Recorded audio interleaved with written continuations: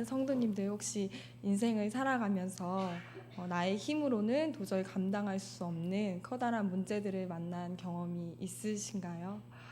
그런 경험이 있으신 분들도 계실 것이고, 어쩌면 지금 그 문제를 안고 계신 분들도 있을지 모르겠습니다. 네, 오늘 본문에 등장하는 한 인물도요, 이처럼 자신의 힘으로는 도저히 감당할 수 없고 해결할 수 없는 문제를 가지고 있던 사람이었습니다. 네, 그 사람은 오늘 본문 1절에 나오는 거라사인의 지방에 살고 있던 사람이었습니다. 이 거라사 땅은 마가복음 5장 20절에 나오는 데가볼리라는 곳에 있는 곳이었습니다. 데가볼리라는 곳은 10개의 도시라는 뜻으로 조금 정확히는 이 거라사 땅이 데가볼리 안에 속해 있던 곳이었습니다. 그런데 이 거라사 땅은 통일왕국, 분열왕국 때까지만 해도 이스라엘의 영토였습니다. 그런데 오늘의 본문 예수님 당시에는 이방인들이 거주하는 땅이 되어버렸습니다. 하나님의 땅에서 이방인의 땅이 되어버린 이곳에 마찬가지로 하나님의 형상으로 지음받았지만 지금은 그 형상을 잃어버린, 또 자신의 힘으로는 도저히 해결할 수 없는 문제를 가지고 있는 한 사람이 등장합니다. 네, 그 사람은 바로 우리가 읽었던 본문에 나오는 귀신 들린 사람이었습니다. 네, 우리가 오늘 본문의 자세한 묘사를 빼고도 귀신이 들렸다라는 이야기를 들으면 그리 썩 유쾌한 느낌은 아닐 것입니다. 그런데 오늘 본문에서 묘사하고 있는 자세한 이야기들을 좀 살펴보면 상황은 생각보다 심각한 것을 알 수 있습니다. 네, 2절에서는 이 귀신을 더러운 귀신이라고 표현하고 있으며, 또 9절에서 보면 이름을 묻는 예수님의 질문에 이 귀신은 자신을 군대라고 설명합니다. 여기서 사용된 군대라는 말은 레기온이라는 헬라어로 로마 군대의 단위를 일컫는 말입니다. 로마 군대의 단위를 일컫는 이 레기온이라는 숫자는 6,000명 정도 되는 군대를 뜻합니다. 즉, 이 한 사람에게 지금 6,000명 이상이 되는 귀신이 들어가 있는 것입니다. 네, 한 귀신에 사로잡혀 있는 사람이라 할지라도 삶이 결코 만만치 않은데 6,000명이나 되는 귀신에 사로잡혀 있는 이 사람의 삶은 결코 평범하지도 순탄하지도 않았습니다. 네, 3절에서 보면 이 귀신 들린 사람의 거처는 평범한 집이 아닌 무덤가였습니다. 분명히 살아있는 사람임에도 불구하고 생명이 없는 죽은 자들 곁에서 지내고 있는 것입니다. 거기다가 5절, 밤낮으로 산과 무덤을 다니며 소리를 질렀고 돌로 자기의 몸을 해치기까지 했습니다. 네, 누가복음 8장 26절을 보면 오늘의 본문과 동일한 이 거라사 광인의 이야기가 등장하는데요. 특별히 누가복음 8장 27절을 보면 이 귀신 들린 자에 대한 설명으로 그가 오랜 시간 동안 옷을 입지 않고 다닌다고 나와 있습니다. 네, 아마도 이 귀신 들린 사람은 옷을 입지 않고 지내며 뜨거운 태양 아래 온몸이 다 새까맣게 그을렸을 것입니다. 제대로 먹은 것이 없어 비쩍 마르고 검은 몸에 씻지도 못해서 상처와 흉터들은 그대로 방치되어 있었을 것이고, 머리와 수염 역시 제멋대로 떡지고 길어져서 엉켜 있었을 것입니다. 그러한 상태로 산과 무덤을 다니며 소리를 지르고 살았던 것입니다. 네, 이러한 이 사람의 모습은 마치 이 사람이 살아 있음에도 불구하고 죽은 자들이 있는 무덤가에서 지내는 것처럼 살아있는 삶이 아닌 죽어있는 삶 같아 보입니다. 그렇기에 이곳에 함께 살던 마을 사람들에게 그는 골칫덩어리이자 피하고 싶은 두려움의 대상이었을 것입니다.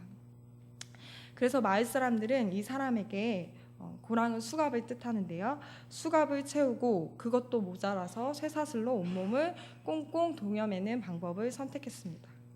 그러나 귀신에게 완전히 사로잡혀 있던 이자는 엄청난 괴력을 사용하여 그 수갑과 쇠사슬마저도 모두 끊어버립니다.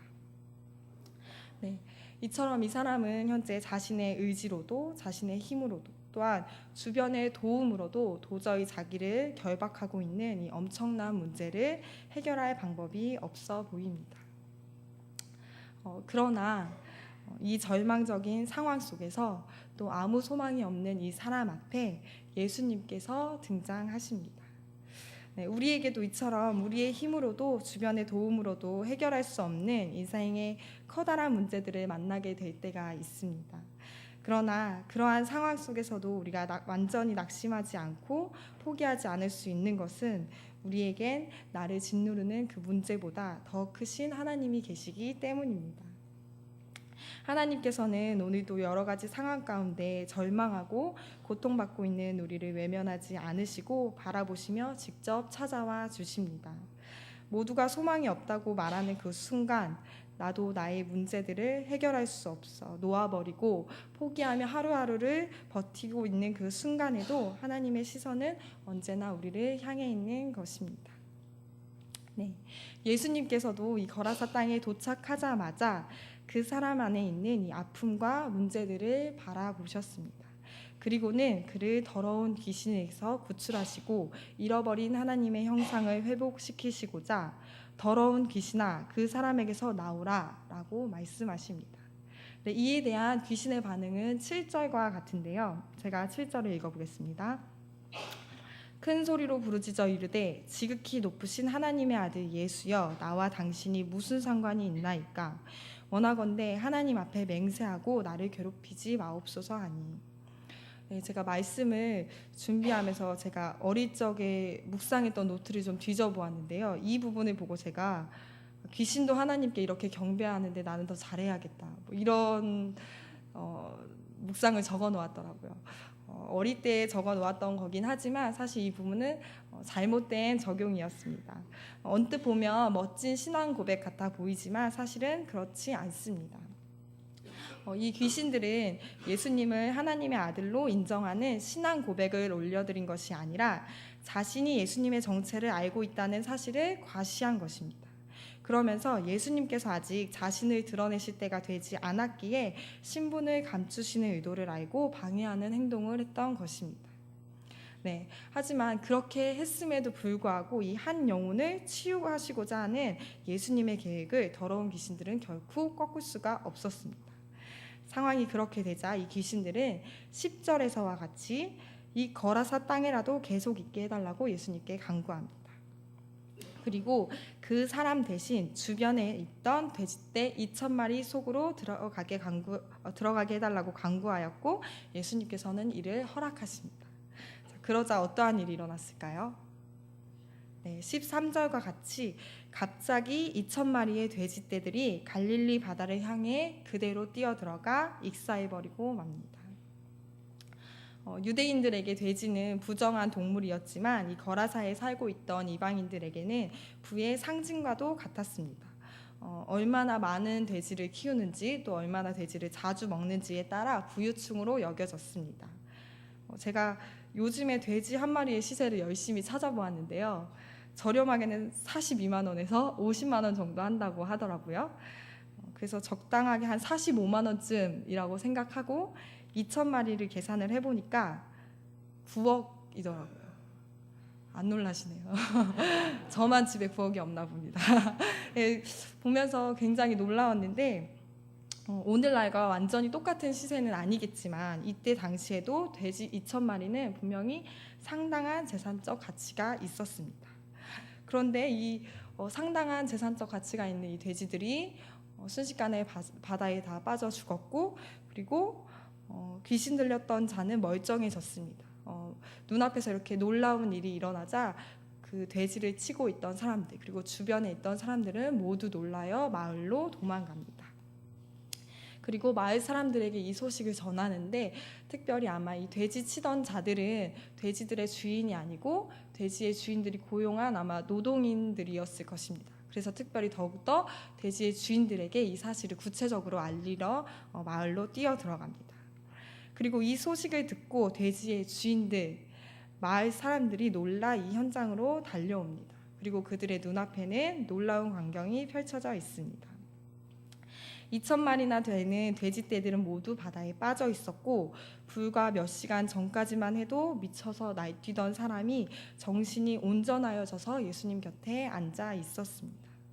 뿐만 아니라 그가 옷도 입고 있었고 손과 발에 수갑과 쇠사슬도 없었으며 더 이상 소리를 지르며 자기의 몸을 상하게 하지도 않았습니다. 그 사람은 지금 그저 예수님 곁에 조용히 앉아 예수님을 인격적으로 만나는 복을 온전히 누리고 있었습니다. 네, 이제 이 마을에는 더 이상 귀신 들린 사람이 아닌 잃어버린 하나님의 형상을 회복한 한 사람이 있는 것입니다. 네, 이 놀라운 광경을 모두 목격한 이 마을 사람들이 예수님에게 어떠한 부탁을 했을까요? 도저히 소망 없던 저 사람을 어떻게 고쳐주셨습니까? 우리에게도 그 놀라운 소식을 알려주십시오. 우리에게도 그 복음의 소식을 전해주십시오. 라고 했을 것 같은데 사실 그렇게 하지 않았습니다. 네, 함께 17절을 읽어보았으면 좋겠는데요. 17절 읽어보겠습니다. 시작. 그들이 예수께 늘 간구하더라. 네, 마을 사람들의 부탁은 오히려 이 마을을 떠나달라는 것이었습니다. 이 놀라운 치유 사역을 그 자리에서 직접 목격하고 이야기를 들은 자들이 불과 몇 시간 전까지만 해도 아무 소망이 없던 죽은 삶을 살아가던 그 사람이 이렇게나 멀쩡해진 것을 자기 눈으로 직접 목격한 사람들이 한 선택은 바로 예수님을 마을에서 내쫓는 것이었습니다. 마을 사람들은 왜 이렇게 어리석은 선택을 했을까요? 네, 마을 사람들에게는 지금 한 영혼이 고침받았느냐는 중요하지 않은 것이었습니다. 지금 그들의 시선은 자신들의 경제적 손실에만 있었습니다. 물론 처음에는 놀랐습니다. 이 사람이 어떻게 이렇게 고침을 받을 수 있었을까? 예수라는 저분은 대체 누구실까? 놀라고 두려워했습니다. 하지만 그 마음은 그리 오래가지 못했습니다. 이내 그들의 시선은 이 고침받은 한 영혼에게서 바다에 빠져서 그 가치를 잃게 된 자신들의 돼지떼를 향하게 됩니다. 네, 그리고 이러한 이기적인 모습은 사실 오늘의 본문의 처음부터 계속적으로 보여지고 있습니다. 네, 저에게 5살짜리 딸과 3살짜리 아들이 있는데요. 제가 아이들을 재우면서 항상 희연아 잘자 사랑해 이렇게 인사를 합니다. 제가 또 희연아 잘자 사랑해 이렇게 인사를 했더니 저희 딸이 저한테 엄마도 잘자 사랑해 이렇게 인사를 하더라고요. 그래서 문득 궁금해져서 희연아 근데 사랑이 뭐야? 이렇게 질문을 해보았습니다. 그랬더니 이 5살 아이가 잠시 고민을 하더니 하는 말이 사랑은 어린이집에서 간식을 다 먹고 양치질을 하려고 줄을 섰을 때 새치기 하지 않는 거야. 이렇게 얘기를 하더라고요. 또 사랑은 내가 친구랑 같이 밥을 먹는데 재치기가 나오면 손으로 입을 이렇게 가려주는 거야. 그게 사랑이야. 이렇게 얘기를 하더라고요. 제가 그냥 궁금증에 물어보았던 질문이지만 아이의 말을 듣고 그런 생각을 해보았습니다. 아, 그렇구나. 그런 게 사랑일 수 있겠구나. 엄청나 보이고 화려해 보이는 게 사랑이 아니라 상대를 생각하는 마음, 작은 배려, 인격적으로 대하는 그 태도가 진짜 사랑일 수 있겠구나 하는 생각을 해보았습니다. 그런데 오늘 본문에서 이 거라사 사람들의 귀신 들린 자를 대한 태도를 보면 그러한 최소한의 배려와 인격적으로 대하는 모습을 전혀 찾아볼 수가 없습니다. 네. 마을 사람들이 귀신 들린 자에 대한 행동은 무엇이었을까요? 마을이라는 공동체가 병든 한 영혼을 향한 처방은 무엇이었습니까? 그를 무덤가로 격리시키고 수갑과 쇠사슬로 묶어버린 것이었습니다. 그가 자기의 몸을 상하게 하든 말든 상관하지 않았습니다. 문제를 해결하기 위해 어쩔 수 없는 선택이었다고 할지도 모르겠습니다. 하지만 그렇게 해서 과연 문제가 해결이 되었을까요? 전혀 해결되지 않았죠. 그런데도 마을 사람들은 지속적으로 그러한 태도를 보였습니다.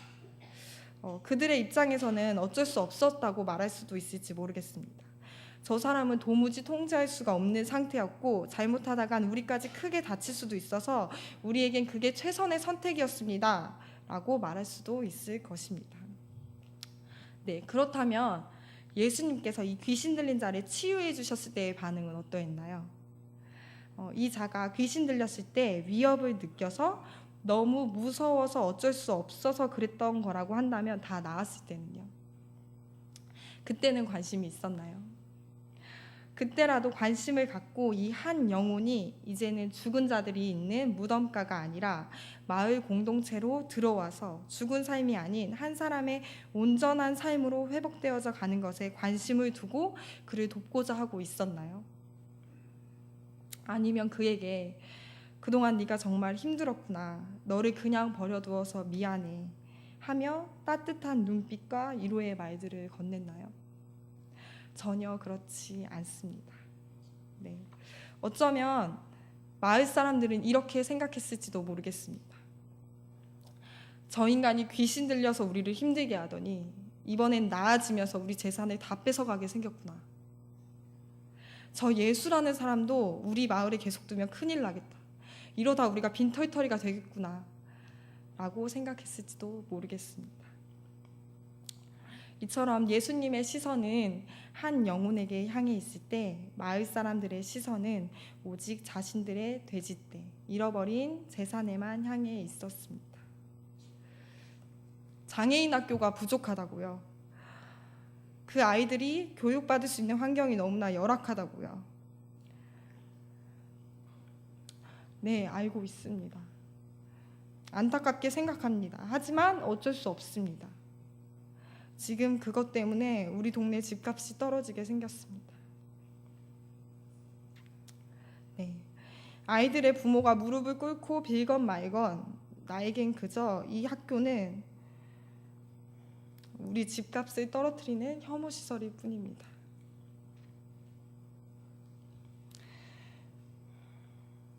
네. 우리가 현재 살아가고 있는 이 사회도 이 거라사와 크게 다르지 않습니다. 자신의 이익만을 생각하는 차갑고 무서운 세상입니다.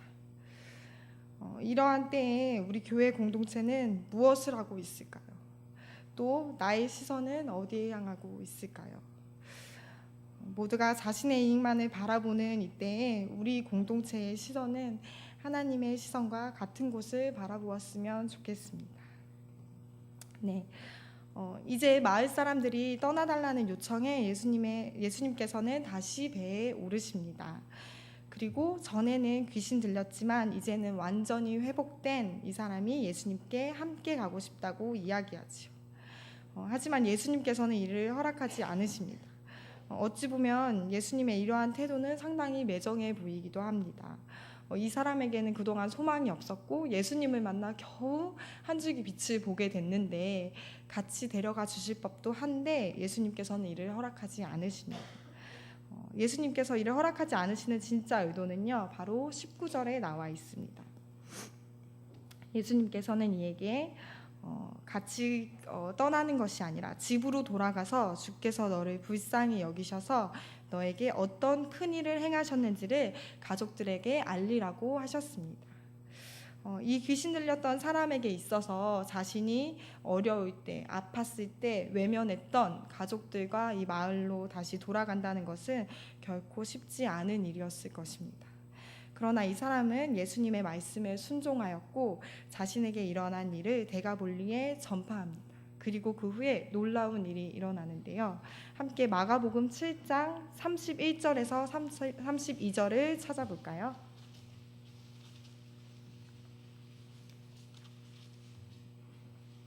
네, 마가복음 7장 31절에서 32절입니다.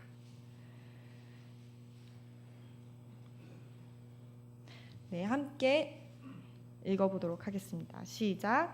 예수께서 다시 두루 지방에서 나와 시돈을 지나고 데가볼리 지강을 통과하여 갈릴리에 이르시매 사람들이 귀먹고 말더듬는 자를 데리고 안수하여 주시기를 간구하거늘. 네, 마가복음 5장에서 예수님께서는 사람들이 떠나달라 하여 이 데가볼리 지역을 떠나셨습니다. 그리고 시간이 어느 정도 흐른 후에 예수님께서는 이 데가볼리 지역에 다시 등장하십니다. 그런데 마가복음 5장과는 다른 반응을 보이는 사람들의 모습을 볼 수 있습니다. 어떻게 하지요? 32절처럼 귀먹고 말더듬는 자를 데가볼리 사람들이 직접 예수님 앞으로 데리고 나옵니다. 네, 그렇습니다. 여기서 예수님께 나오는 자들은 5장에서 그날 예수님께 제발 이곳을 떠나달라고 했던 복음과 생명이 아닌 물질이 전부였던 바로 그 사람들입니다. 그러나 이제 그들은 더 이상 예수님을 쫓아내지 않습니다. 쫓아내기는커녕 오히려 예전에 귀신 들렸던 자에게 하셨던 것처럼 여기 귀 먹고 말 더듬는 자들을 고쳐주십시오 하고 예수님께 직접 데리고 나옵니다. 이처럼 예수님께서 보내신 단 한 사람, 복음 안에서 온전한 치유를 경험한 한 사람이 일으키는 영향력은 엄청납니다. 하나님의 은혜에 감격하여 또 예수님의 말씀에 순종하여 복음을 전한 것이 점점 시간이 흐르며 물질주의자였던 데가볼리 사람들을 변화시킨 것입니다. 그리고 이제는 그들이 스스로 예수님께 나아가고 있습니다. 네. 성도님들도 잘 아시겠지만 이제 곧 교회 부서마다 여름 사역이 시작됩니다. 저희 유년부도 지금 열심히 여름 성경학교를 준비하고 있는데요. 사실 여름 성경학교는 아이들을 위한 것이지만 가장 큰 은혜를 받는 것은 성경학교를 준비하는 저와 선생님들입니다. 그 중에서도 특별히 아이들이 예배를 드리는 태도와 또 기도하는 모습을 보면서 은혜를 저희가 경험합니다. 예배의 시간과 기도의 시간을 짤 때 저희끼리 처음에는 아이들이 이렇게 어린데 너무 어린데 과연 기도할 수 있을까? 초등학교 1, 2, 3학년밖에 되지 않았는데 1시간이라는 시간 동안 예배하고 기도할 수 있을까? 를 놓고 많은 고민을 했었습니다. 네, 그런데 그런 저희의 걱정과는 다르게 기도의 시간에 아이들은 2시간이나 되는 긴 시간 동안 전심으로 예배하고 눈물로 기도하는 모습을 보여주었습니다.